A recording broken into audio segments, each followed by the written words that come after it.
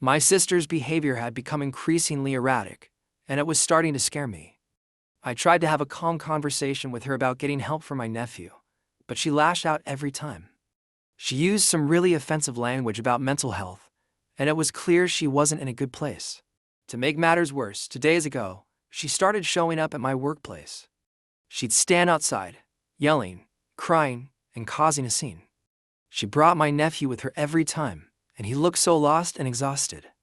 It was heartbreaking to see him like that, especially on the office security cameras. I decided to take a break from everything and stay with my friend and his wife. They offered me their guest room and only asked that I help out around the house and with their kids. It was a good way to get some distance and clear my head.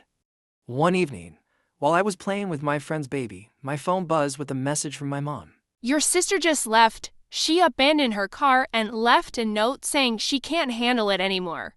She dropped your nephew off at a safe place. I felt a wave of panic and replied quickly, "Is he okay?" Physically, he's fine, but he's with us now, and social services say he needs mandatory therapy. I shared the update with my friend, who was preparing dinner. My sister just abandoned her son.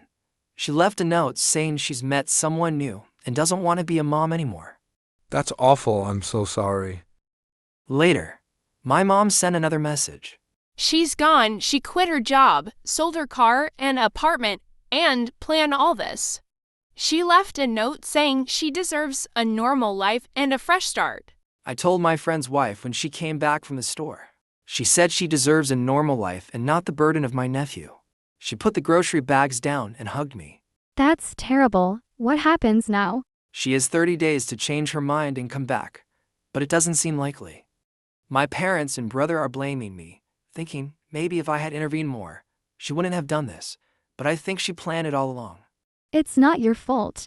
You're doing your best. I nodded, feeling overwhelmed. I know, it's just a lot to handle. I'm trying to stay busy here. You're doing great. Take it one step at a time. So, here I am, still staying with my friends, trying to stay strong.